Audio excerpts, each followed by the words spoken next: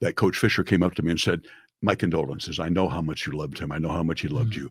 And I want to say, I'm so sorry." And that's so Steve Fisher.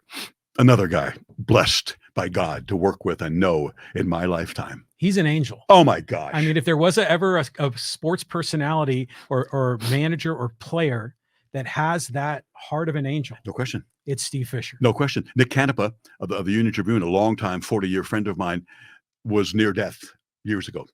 And he hadn't talked to Fish, he told me, in years. And the phone rings in Nick's house. "Hello? Nick, it's Coach Fisher."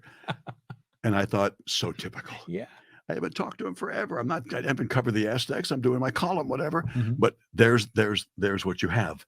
There's what you have. That kind of a guy. We were in Las Vegas for the Mountain West Championship game, and the women's team, not the Aztec women's team, but I believe Fresno State, but I don't remember. They're right next door, sharing a common wall in the locker room at the Thomas and Mack Center. They've just won their championship. The Aztecs are getting ready for theirs, and the girls next door are screaming and yelling. They're singing their fight song. They're banging on the walls, and you can barely hear yourself talk in the Aztec locker room. And so all of a sudden, the supervisor of the security people comes in, and a woman who says to Coach Fisher, I took care of it next door. You don't have to worry. And Steve said, "Took care of what? What are you talking about?" "They were making all that noise, and you probably couldn't even hear yourself think, getting your team ready, but I told them to be quiet."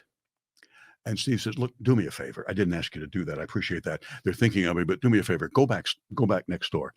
Tell them I said, you bang on the walls, you scream and yell, you sing your song, you shout to the rafters, because that's what we're getting ready to do when we win this championship coming up now as the next game, Right. and they should be able to do whatever they want." What a guy. Who does that? Nobody.